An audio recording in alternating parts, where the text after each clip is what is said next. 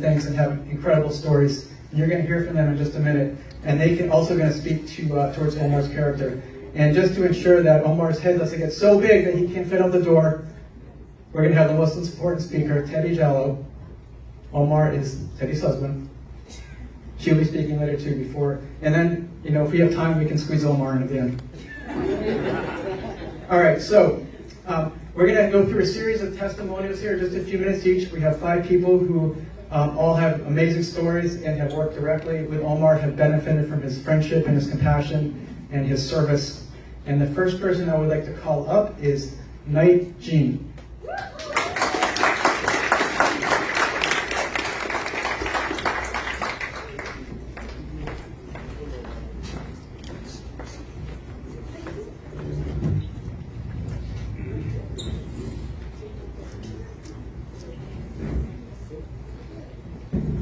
Hi, before I start, I want to read this poem. We can make this world a better place.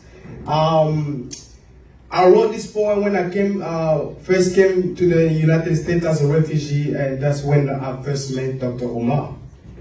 We can make this world a better place. Think about our generation. Think about the darkness upon us. There's no more love which is about to help each other. People hating each other. People killing each other. We have seen war everywhere. Our friends running away to find a peaceful place. Or if we can create a new world without fear and stand for things that we believe is right. Together, we can inspire our generation for the next to achieve greatness.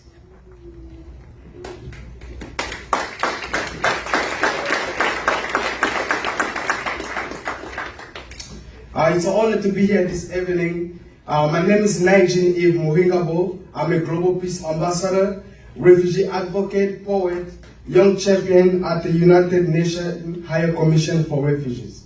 I was born and raised in a refugee camp for 15 years before we came to the United States in 2015. In 2016, I met Dr. Omar at the World Refugee Day events in downtown Providence. After I read those 2 poems on how we can make this world a better place. Ever since I met Dr. Omar, my life has changed. He has been part of the reason of my success here in Rhode Island, and I'll tell you why. Growing up in the refugee camp, I didn't have a father. Dr. Omar is a father figure to me. I look up to him, he values my opinion, and always supports me. When we came to the United States, we faced a lot of challenges. My family struggled to learn English. I struggled in school trying to integrate to the American society.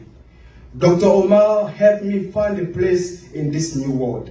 He involved me in the Refugee Youth Dream Program at the Refugee Dream Center and helped me become an active leader in my community. And he was very instrumental in helping me win a big full scholarship from the Rhode Island Foundation to attend Rhode Island College, which I'll be graduating next year in the fall with a bachelor's degree in public administration with 2 minors in data science and CIS.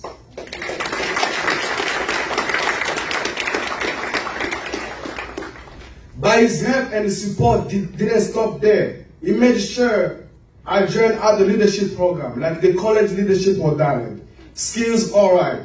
And they even supported me when the mayor appointed me to join the Providence Public School Board. I wanted to share this with you today because I believe we need someone in office, someone who will understand the needs of our community. He changed my life and he showed me the importance of leading by example and through actions. I believe that Dr. Omar will be a great U.S. congressperson.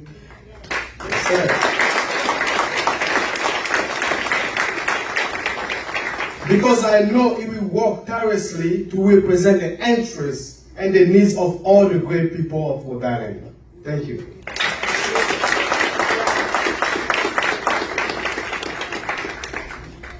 Thank you, Knight. That was awesome. Aiden Bryce, come on up.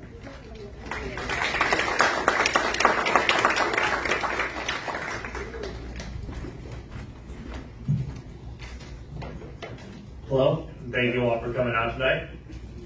My name is Aiden Bryce, and I'm one of the many people here whose life has been changed because of Omar Bob.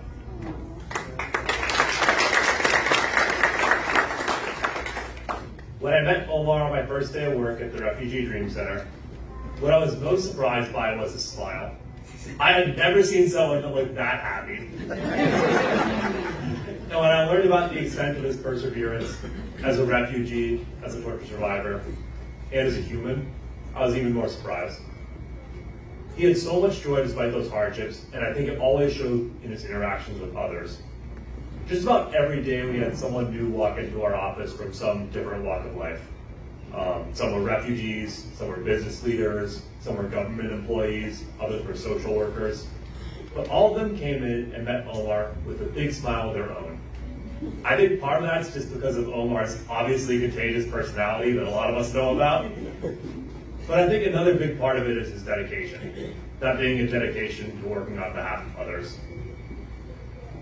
Omar is a man who puts himself fully in the service of those he cares about.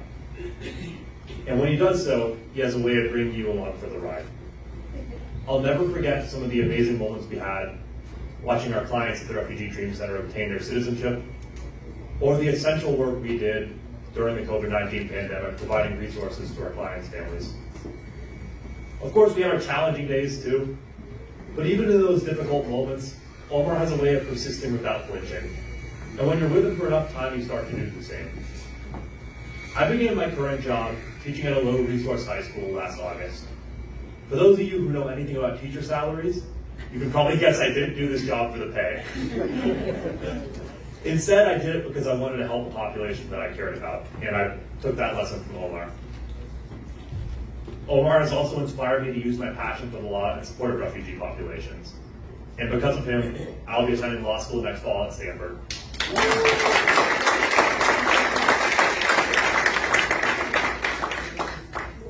I don't think my current path could have been possible without Omar's support, ideals, and constant compassion. For that, I will always be grateful. Through all of the experiences and moments that I've shared with Omar, I've come to learn a few things about his character. First, he is always willing to support those he cares about. Second, he is always willing to work to solve our community's most pressing problems. And third, he manages to do this work with an ever-present infectious positivity. I think that it is these exact qualities that make Dr. Omar Ba perfect for leading Rhode Island's 2nd Congressional District. I know that if given the opportunity, Omar will fight for all of you the same way that he fought for me and all of the Refugee Dream Center's clients.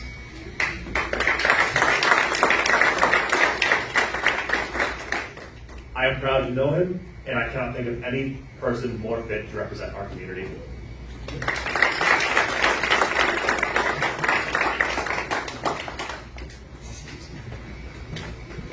Isabel, you're up.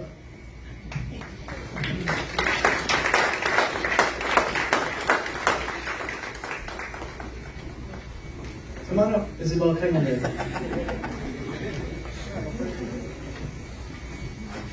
Good evening, everyone. My name is Isabel Kayembe, the famous Isabel. I'm a former refugee from Angola. I fled my civil war that lasted for more than 2 decades and lived in a refugee camp for over 17 years. I met Dr. Omar Ba 2 weeks after arriving in Rhode Island in 2015. After 2 months, my husband and I got jobs and our SNAP food benefits were cancelled. And our health insurance was also cancelled. In fact, we did not know the importance of health insurance until I got very sick and had to go to the emergency room, and I was admitted to the hospital for 4 days. The medical bill that followed was overwhelming, and if Omar did not offer some help through the Refugee Dream Center, I don't know what I would have done. We are still paying this medical bill to this day. I volunteered at the Refugee Dream Center for 2 years, and because of all my support and encouragement, I became I was certified as a community health worker. And I ended the job at the Refugee Dream Center as a case manager. And he also nominated me to serve as a Rhode Island representative in the Refugee Congress.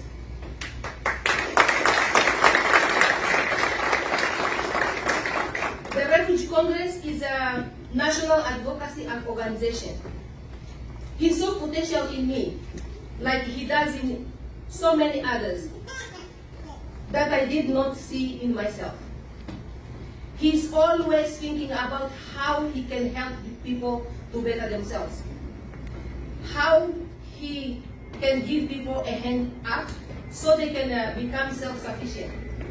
Thanks to Omar and the Refugee Dream Center, I am also now a homeowner today.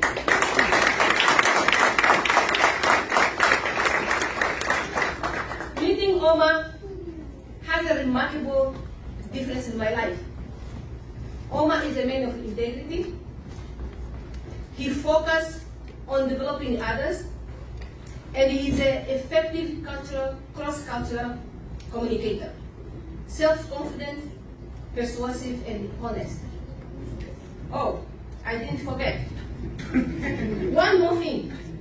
I recently became an American citizen.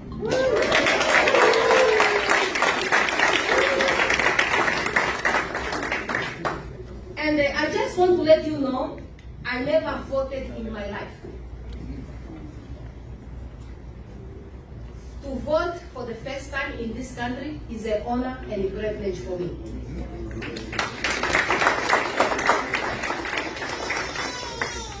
I could not be more proud to cast my first vote for Omar in the Democratic primary in September.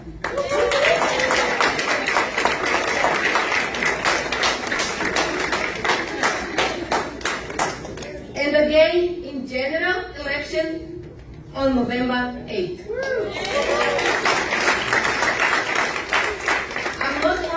I'm not the only one who will vote for the first time in our lives. Even my husband Ahad is going to vote for the first time in his life. Thank you.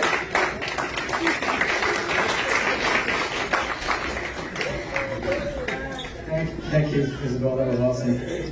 Madeline Kerr, come on up.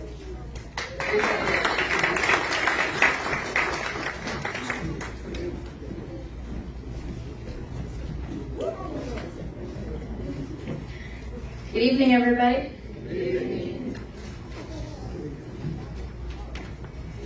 When I first met Omar, it was about 6 years ago. He was a guest speaker visiting my high school world history class to talk about his own refugee experience. I had never met someone who overcame that much adversity before, and I decided that I had to learn more about him. So I reached out to see if I could work with him. He mentioned that they were trying to start up a youth mentorship program at the Refugee Dream Center, and that he'd love for me to be part of it. What I never would have expected is how hands-off Omar would be in his leadership style. While he provided guest speakers and any resources that we might have needed, he insisted that us mentors have the autonomy to design each program however we wished. And so, we decided to base them off of the unique interests of the refugee youth.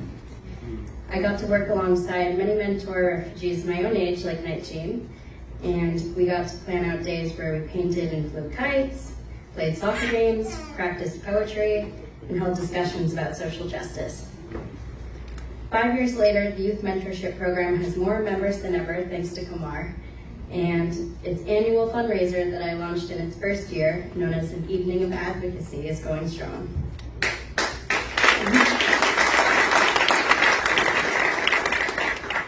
Before the Youth Mentorship Program, I did not have any leadership experience, but Omar helped me to see myself as a leader. I knew he was being honest when he often told me that I could do anything. I've never met someone who believes in people and inspires them to believe in themselves more than Omar. That kind of hope and ability to empower others today is hard to come by, and it's what we need.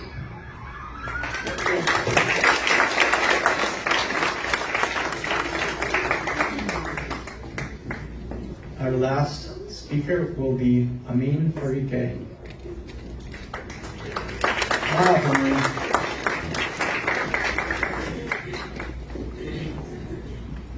Former Secret Service agent. No, that's not true.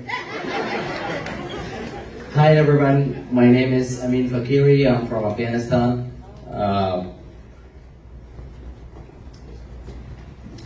Good evening to all of you, the generous and dignified people of Rhode Island, and Mr. Omar, Teddy, Jallo, and all the amazing people that have joined the event tonight.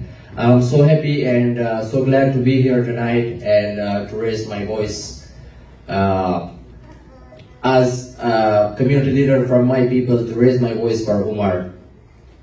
I arrived to Rhode Island on 30th October of last year, and I met Omar at the airport. When I arrived, my family and we were so stressed, and at the same time we were happy because we were introduced to a new life in the United States. At the airport, I met Omar, who I didn't know, Omar and Teddy, who I never had met in life. I met them, and as soon as I met Omar, he gave me a feeling of being my own family. So after I met Omar, my life has been on fast track towards success.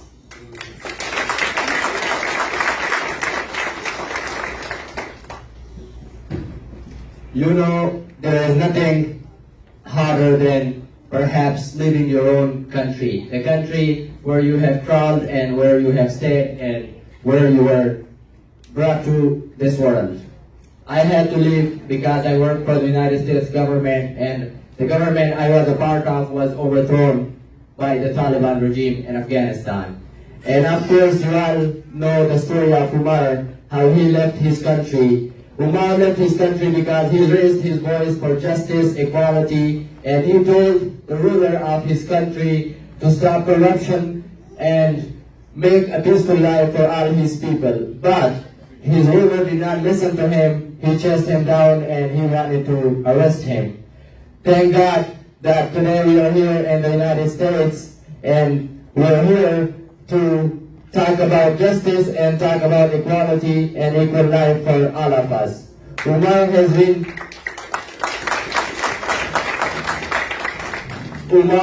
been a role model to me after I arrived to Rhode Island, a person who I never had met in life, that when I met, he became my family.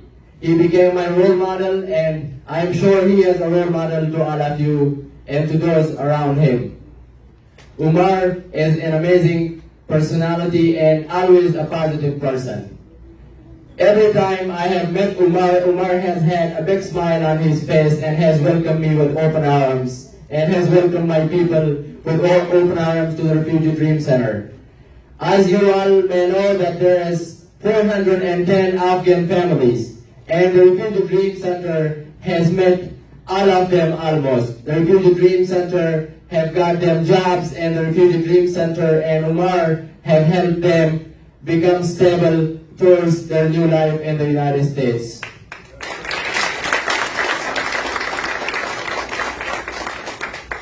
My family and I arrived in Rhode Island, as I said earlier. When we arrived, Omar met my whole family, and we were so excited. Omar came to my house to tell me that, Amin, you are not alone, I am always with you, and all the Rhode Island generous people are besides the Afghan community in Rhode Island.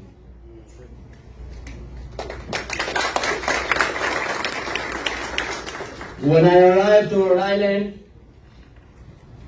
I was relieved, happy, hopeful, optimistic for a new life. And that I thought I could get after going to the Refugee Dream Center in the morning and meeting all the amazing people in the Refugee Dream Center.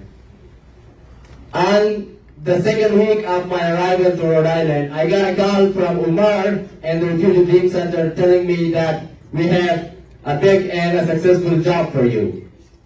He introduced me to the job, and the job is amazing, and like I said, I am moving towards success.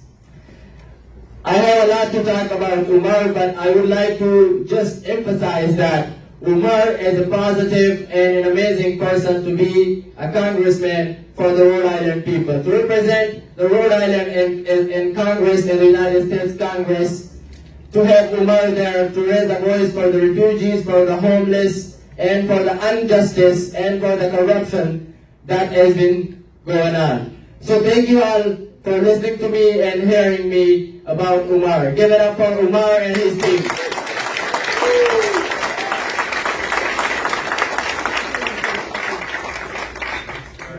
We've got one more unplanned speaker. This is just what happens when you're someone like Omar. These guys represent like 1% of the people that Omar has impacted. Lo, come on up here. Lo has a couple of quick things to say. Hopefully you know this guy Omar, because he says he knows me. You're from the South? Okay, just go. Good evening, everyone. I would like to start out by clapping up for Omar.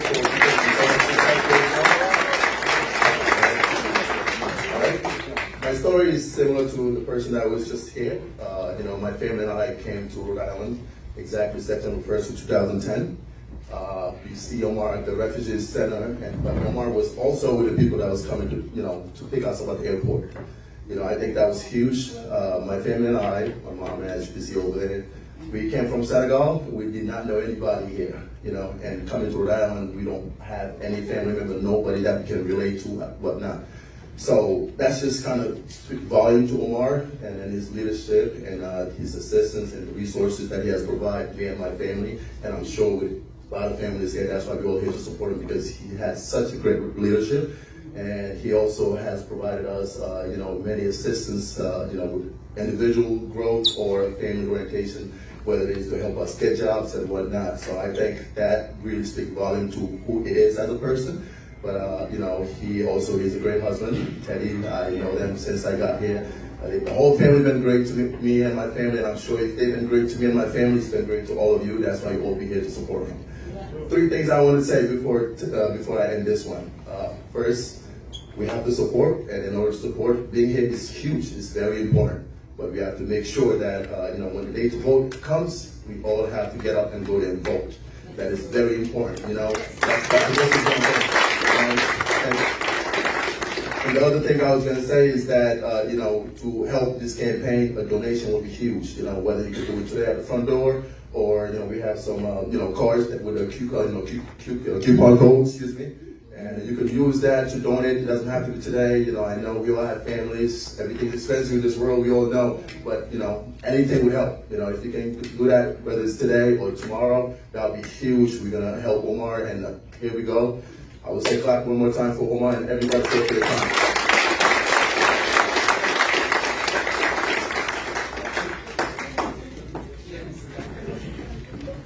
Thank you, everyone, for those incredible stories. Now, for the moment you've all been waiting for, you're about to meet the next U.S. Congressperson from Rhode Island. Teddy, come on up. Sorry, I keep doing that. All right, Teddy, come on up.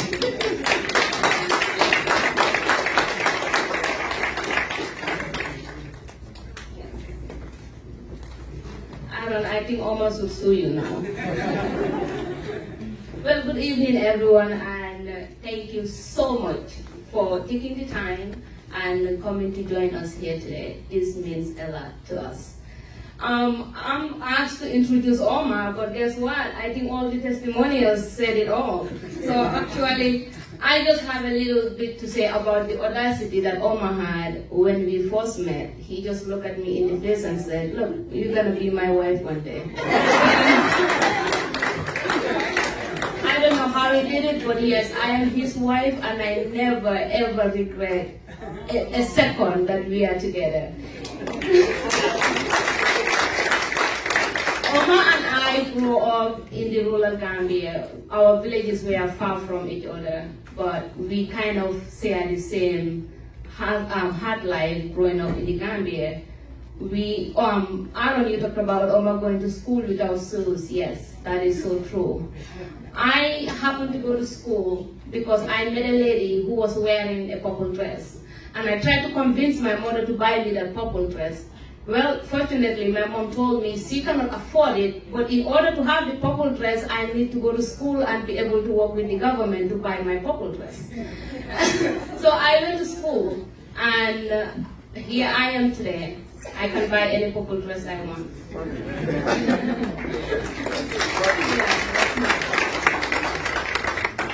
Coming to Rhode Island was a very difficult journey.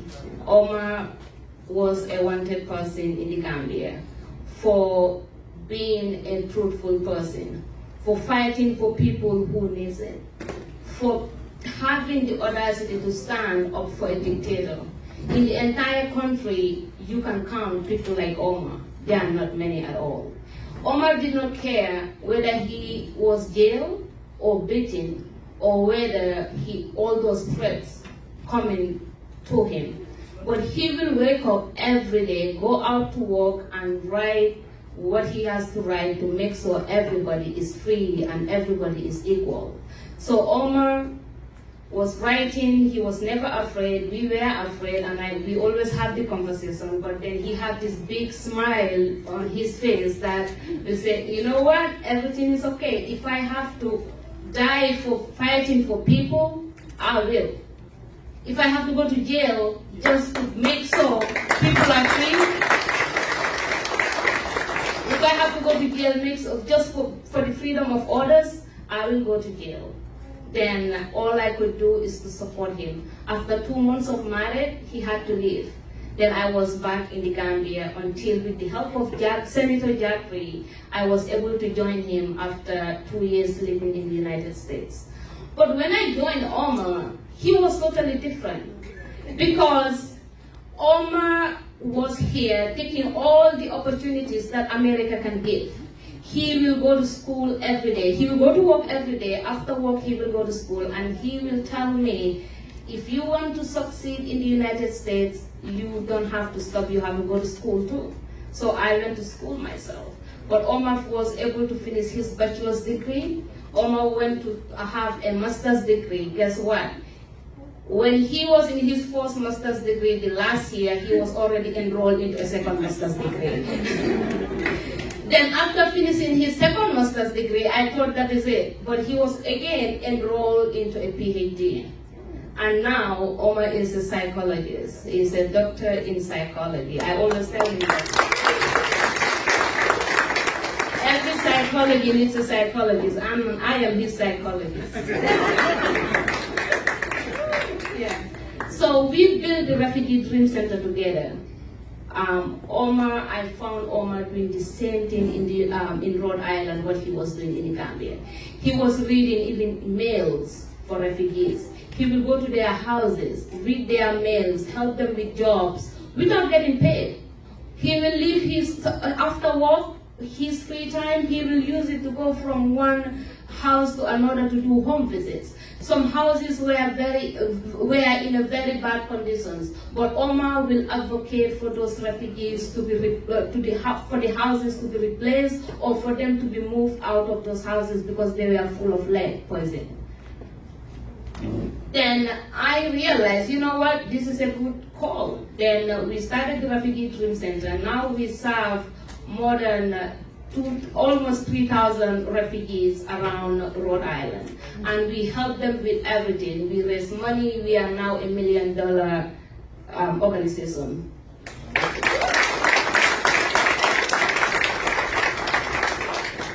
So Omar is, because after hearing all these things, if we want to live in a better place, to live in a world that is just, Omar is the right person to vote for. Please vote for Omar. Let's put him in Congress, and he is going to be our next congressman in December. Before I leave, though, I'll tell you guys, after even being a PhD, what you guys don't know about Omar, he's a very good secret dancer. Please welcome Dr. Omar.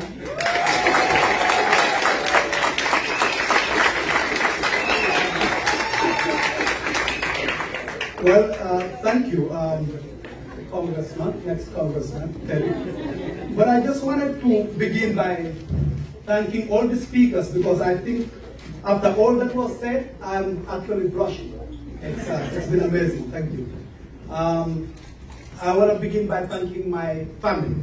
Start with Teddy, who accommodate my craziness, always looking for new challenges, and you accompany me, stand side by side with me. Not only stop there, you explore those challenges with me. And I would want to say special thank you to you, because I wouldn't have had the courage to try. I want to thank Barry and Samba, my two sons, 10 and 12. They were born here, and with all the accompaniment you give me, it reminds me that you can do better in this country, because you were born in a country with opportunities where everything is possible. So thanks for being that to me, Barry and Samba. I want to begin by thanking my staff, staff. They are all volunteer staff. Nobody's paid in my campaign. Claudette in Simiyamana. She's not only a campaign staff, but she has been a friend forever, since I came to this state. 15 years. Thank you, Claudette. Thank you so much. She and Cynthia Seabold, is Cynthia here? They've been co-managing my campaign and doing an amazing work to ensure that every day they are present and making things happen. I cannot say thank you enough to you. Thank you.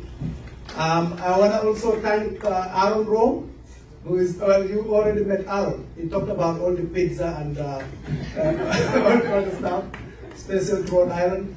He's been doing our communications and press releases, everything about communication. Is really an amazing friend, since 4 months ago. And Mark at the back, with Jocelyn and his team, they've been doing all our digital work, all these designs you see, and website, and videos, photographs, everything they're doing. I can only say thank you. And all these people I'm mentioning, nobody is paid. Well, Jocelyn's one of them right here. And Rakia, she may be at the gate. Thanks Rakia, thanks Isabel, and everybody who volunteers one way or the other. I want to also thank a great friend, Mary Ellen Lynch, who, many people who work with Dorcas know her. She's been coordinating our volunteers, and I can keep going on and on.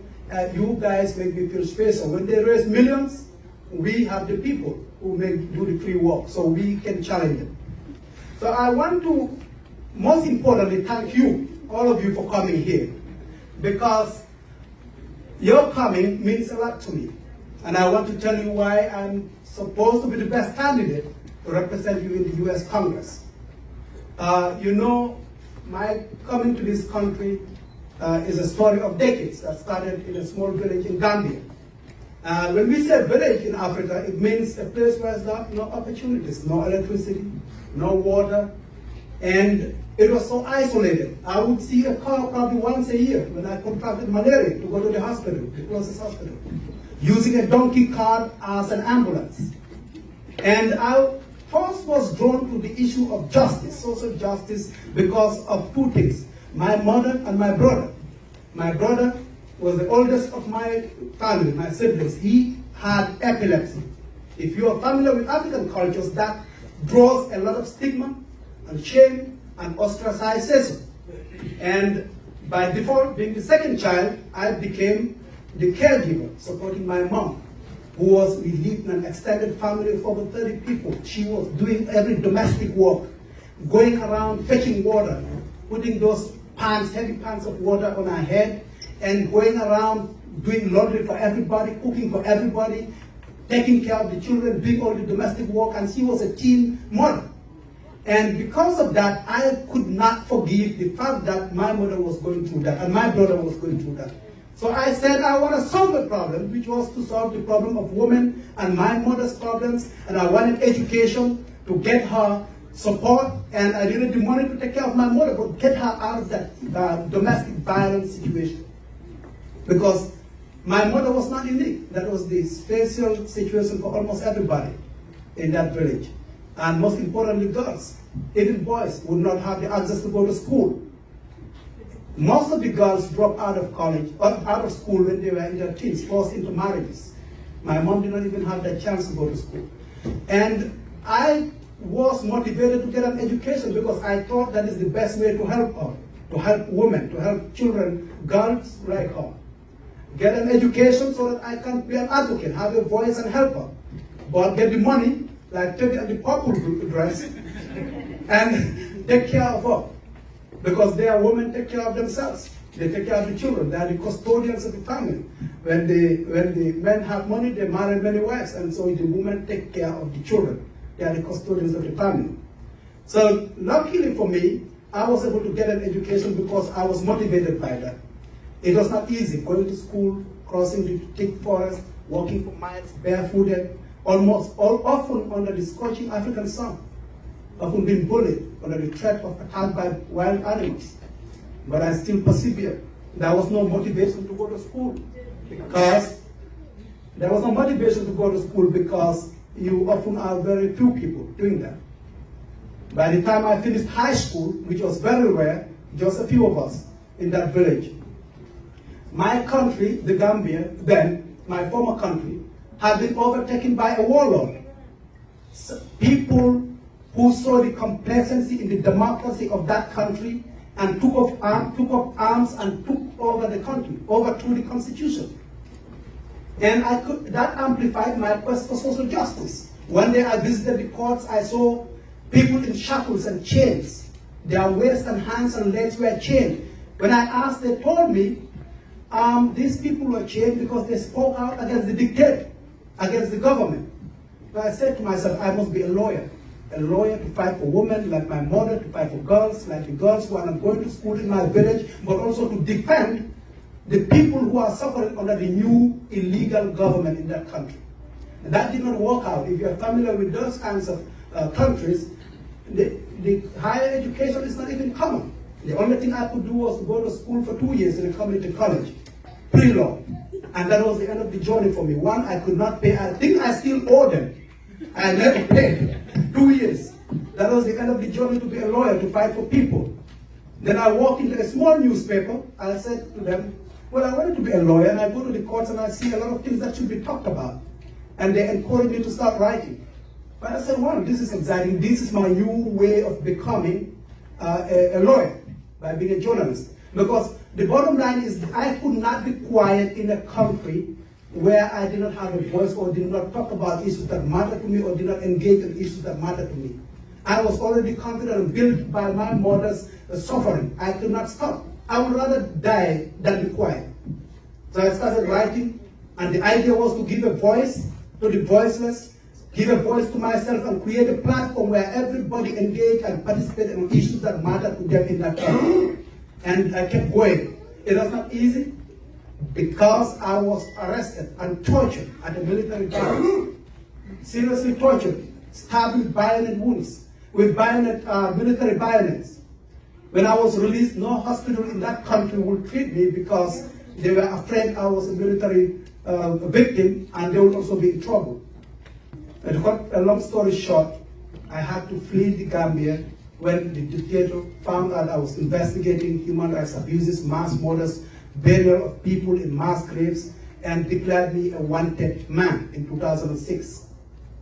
It was a very difficult moment. I had to flee the Gambia, and I was the breadwinner of my family. If I hadn't lived, I would not be standing here today because I would have been dead.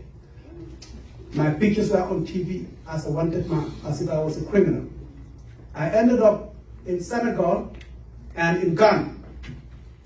But out of all the countries in the world, by the way, there are 54 of them in Africa, only one country came to my rescue to support me, and that is the United States of America. And everything I'm doing right now is a sense of gratitude that I'm giving to this country.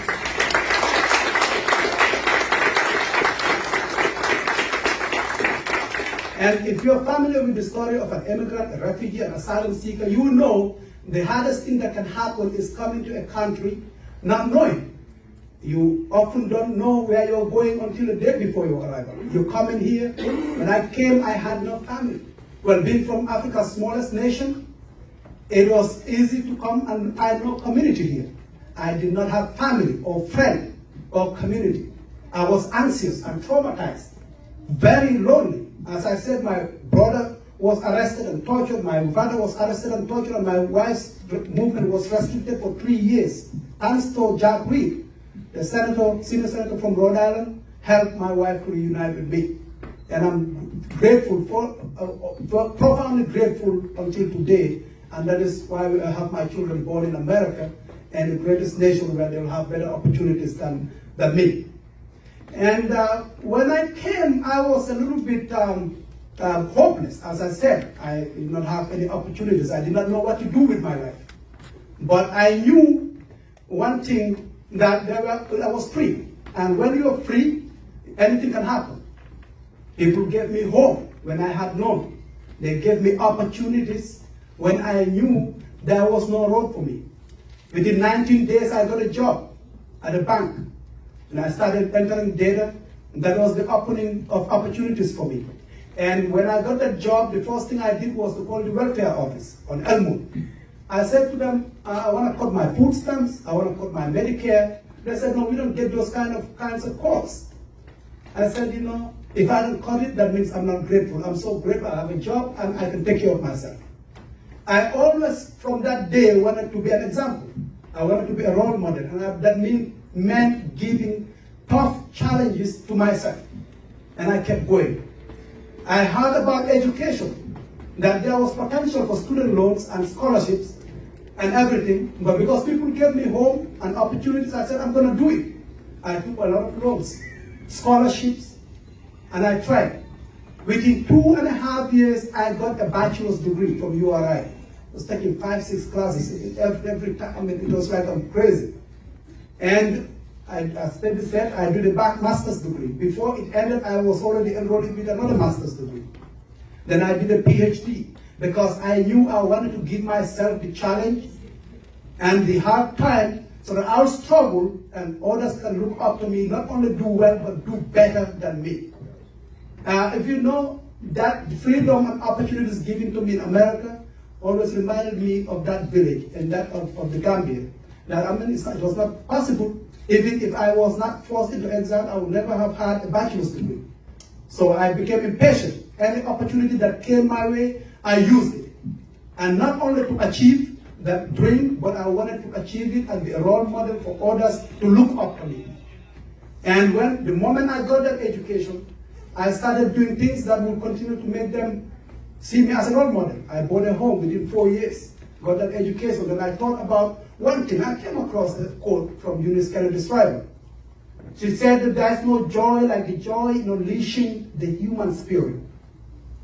There is no laughter like the laughter of those who are happy with others. And there is no purpose than to build communities of acceptance for all. There was no better joy than the opportunities and freedom that was given to me and the education. There was no happiness than being in a free country and building a new family and a home. But my purpose was, what could I do for others? Whether it's new Americans or the regular Americans who are welcoming us and giving us home here. And I launched the Refugee Dream Center. Sounds familiar? The dream. Everything I'm doing is a recurring theme, the dream, because that is what kept me going. And lo and behold, anything is possible in this country, and with hard work and grit and determination, you can attain the American dream if you combine it with the opportunities and the amazing welcome that Americans give you.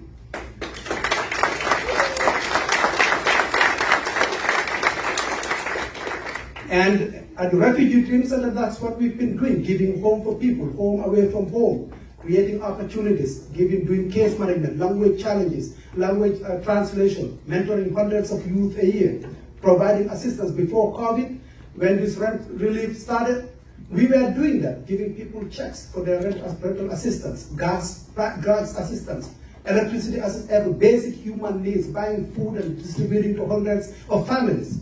Because we knew that people were going through this. We helped not only immigrants or refugees, hundreds of regular Americans come there, people losing jobs or just wanting job training, so we enter the job market. It is a home for everybody. The youth program, as you've heard from Madi and I, we build bridges, bring Americans and refugee kids together. We do that with adults. We just launched a program with Afghani women, We mind them with refugees and American volunteers so that they can build bridges and integrate into American society better. That way each community is helping the other. So the idea is you are not just isolated in one corner and in one area, but you are helping and you are creating the model America, and America is exactly what we are trying to create. So you have had all these stories, and I wanted to tell you today that the reason why I started to run, I had the audacity to run for elections, for US Congress, for Rhode Island Congressional District 2, is informed by my life story, my education, my experiences and processes and systems that I've built in developing successes in different communities. And that vision and the reason why I'm running is based on 3 pillars. One is to defend the dream, defend democracy, and defend the future.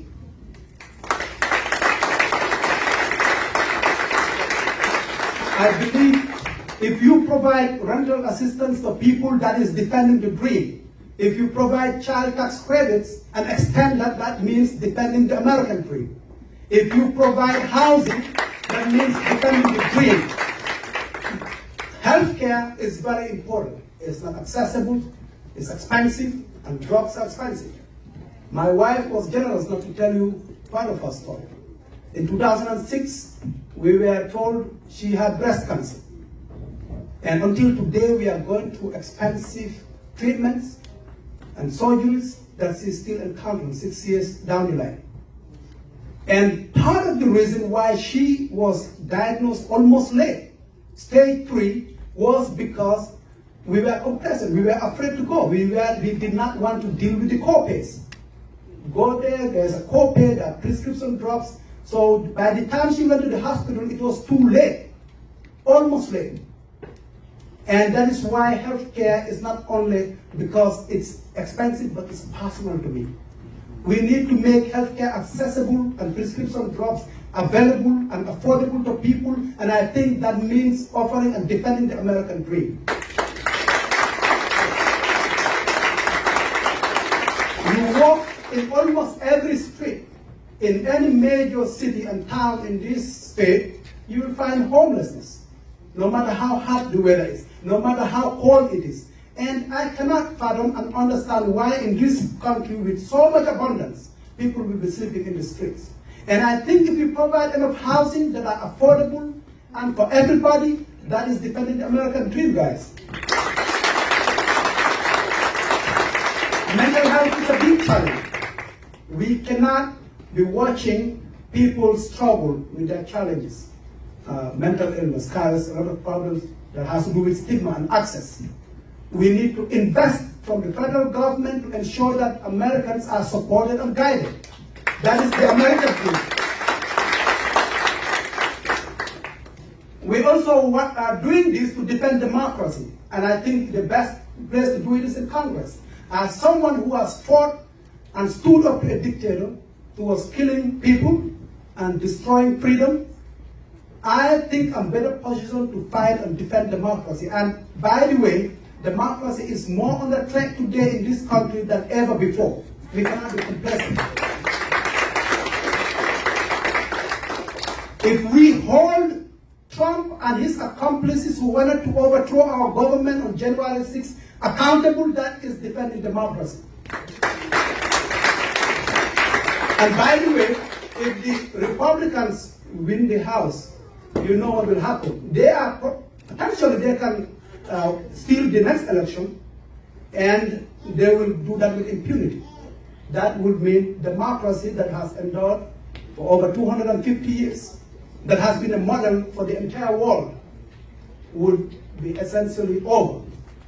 We cannot let that happen. And we cannot let the typical politicians, the establishment politicians, saying the same thing same old, same old. Aren't you tired of the same old, same old? Those people cannot defend democracy. We have 5 people deciding for everybody's rights at that Supreme Court. I believe we need to restructure that Supreme Court. 5 people should not decide the rights of women, the rights of marginalized communities and voting and everything that is the last beacon of hope. They decide. That cannot happen. We need to defend democracy, and we cannot just watch by and think something that happened 250 years ago cannot be restructured. We can make a difference based on the times and challenges. We know Republicans use gerrymandering to target and keep themselves in power. By the way, that's the only thing they're interested in. I joined the Democratic Party because I know it's more free. That's where people like me feel they belong. And the Democrats, the Republicans are only interested in one thing, which is power, and by all means necessary. So gerrymandering, we need to defend that and to ensure that marginalized communities can vote, and those voting rights are protected. By the way, voting day should always be a public holiday in this country, no matter what else. They use that to prevent you from voting because you don't have the vacations. They are CEOs, they can get out of work, you cannot get out of work, or that means you take your vacation time. So by that, they demotivate you from going to vote. We cannot let that continue to happen. So my hope is that this campaign and going to Congress means defending democracy in almost all these phases of work. And you know, America is not the police of the world, but we are the leaders of the world in terms of democracy. We saw Amin speak here. He worked with American military for almost 15 years, interpreting for them, guiding them and supporting them, putting himself and his life in danger. If we take somebody who's lived under dictatorship and fought it and understands the value of democracy and the power of letting democracy fall, then we will be able to predict what happens in places like Afghanistan. We can prevent the fall of regimes that we should be protecting. We can prevent Taliban from taking over and curtailing freedom. We can prevent and predict people like Putin. By the way, the world is in danger. We are in danger of a dictator pressing a button and destroying the world with nuclear weapons. So we need people who are serious and understand these issues rather than just establishment and elitist politicians going to Washington and we think those people can protect. They don't understand those global issues.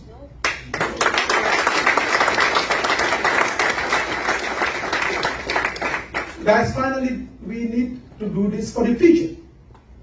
I'm saying the future because I'm looking at my two children, 10 and 12. By the time they are 35 or 40, if we do not take action now to protect the planet, this planet will be inhabitable. That will be unfair to these children. We need to take action, invest, divest from fossil fuels, and invest in renewable energy, so that actually, by the way, that it provides better paying jobs. It provides sustainable jobs and better pay. What do we got to lose? Nothing. So let us protect the future for ourselves and our children and our children's children, and we've got no choice, by the way.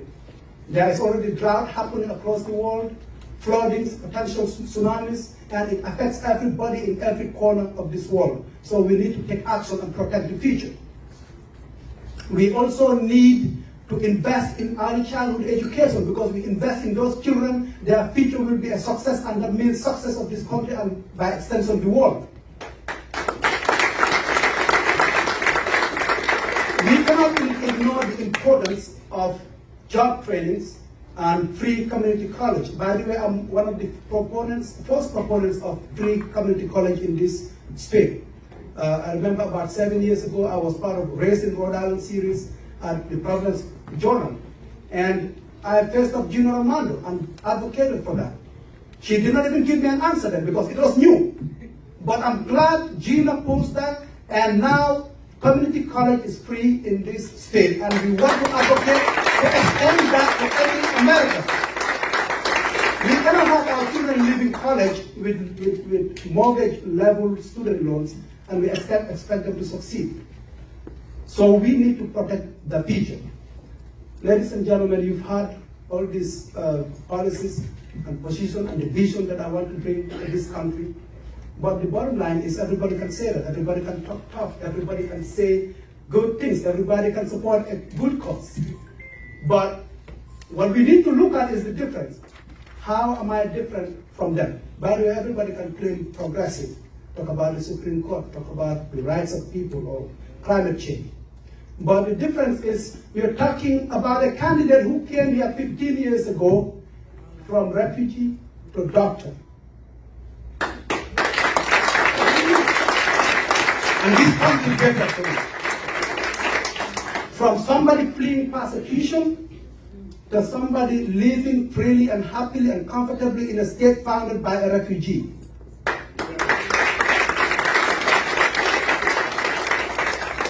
And my entire life has always been that. I mean, it's not about who was elected into office. That cannot be the basis for experience.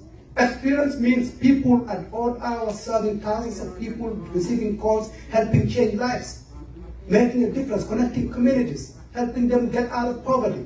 We've heard of people becoming American citizens, people owning homes, people paying taxes, becoming productive members of society. That is the kind of job that I call experience, and that's what we've been doing in this country. So this election should be a referendum between the establishment politicians, elitists, and people who are connected versus us, the people. And by the way, we should be tired. We should be tired of being spoken for. The only thing motivating me is I want to have a voice on things that matter to me. I want to participate on issues that I care about. I told you about the story of living under a dictatorship. Welcome, Joe. I cannot be quiet on issues that matter to me, and I would rather risk my life than work that hard. And that means defending the country. So the difference is that referendum between big money and small money, between establishment politicians and entitled politicians and people, really people who are represented, that often do not have a voice. We have to be spoken for, we have to be observers and spectators of issues that matter to us. That is the only thing that motivated me. Not because I have a father who's a billionaire, not because I know I'm going to raise millions like them. No. I am motivated because I've got the people and I know I will participate and motivate and inspire a younger generation of Americans that if a young kid from a village who saw TV for the first time when he was 14 years old, using donkey cart as an ambulance, then a regular American born here, like my children, can do way better. That motivation is not ladies and gentlemen, we have a task ahead of us. I know, as I said, we don't have the money yet, but I'm hopeful that we will chip in. I believe in you and I know you believe in me. Do not leave this room today without donating, no matter how small, donate.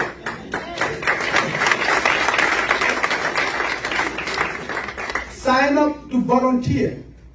They pay people to knock at doors for them. We got volunteers doing that for free for us. So sign up to volunteer, make phone calls, do text messaging, and do everything, phone calls, raise for whatever you can do. Please sign up, don't leave this room without doing that. And, you know, ladies and gentlemen, there is no power greater than people who are determined and resolved and ready to make history. So let's make history together, ladies and gentlemen. Let's get out there and defend the dream.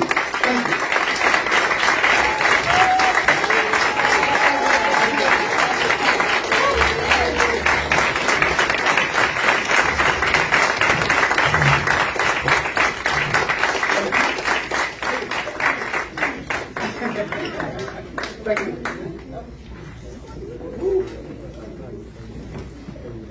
I don't know, should we vote for him?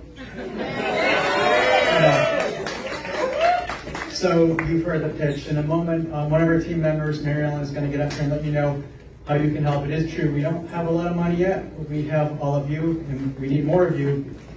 So please do not leave this room. Close the doors here. Without signing one of our sign-up sheets that are going to go around. You can say, in 10 years, you were on the ground floor. We're giving you an opportunity to be involved in this campaign. It's actually a lot of fun. I've met some great friends. We get some great food. I make a killer peanut soup. I'm going to give Teddy some lessons later. Right here. Snack. Peanut soup smackdown coming. Anyway, I want to introduce Mary Ellen Lynch. She's our volunteer director in the campaign. She's going to let you know about some specific things you can do to help get Omar to Congress. Good evening, everybody. My name is Mary Ellen Lynch, and I'm helping recruit volunteers. I can't talk the testimonials tonight, but do want to share how I know Omar. So I am honored to have known Omar since he arrived here in Rhode Island. I met him when I was working in the refugee resettlement field here in Rhode Island. I now teach in higher ed. So as you know, Omar, is really passionate about education. We share a love of education. So numerous occasions I've called Omar and said, hey, do you want to partner on a project with my students? Can I bring students to visit the Refugee Dream Center? And he always says yes. So we've partnered numerous times. He's been really helpful in engaging my students in projects with the Refugee Dream Center. So he's been a role model to my students. He's inspired my students to really use their voice and advocate for issues that they care about. So I know that he'll continue to inspire people when he's elected. So I'm just really here to reinforce what Aaron said at the beginning, that we really need people to volunteer and to donate if you can. We have some t-shirts for sale in the back.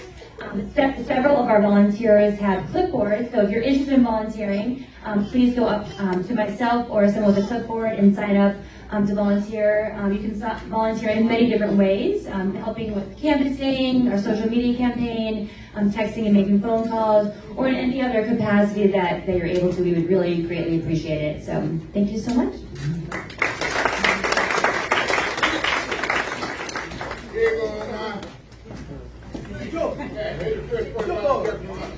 So, yes, we need your money. However, we also need you to turn out for the primary vote September 13th. Not only should you turn out, you should also pick up somebody to go vote. And register to vote, and then that's what we're going to be doing. I have to register. I'll take it. So, anybody who's registered, please get a friend registered to vote and make sure that they turn out for the September 13th primaries. I know most of us vote the general elections and other primaries, so September 13th. Put that in your phone. Send it in your phone, please. Okay, anyone who'd like to stick around a few minutes, we're going to do a quick question and answer for Omar.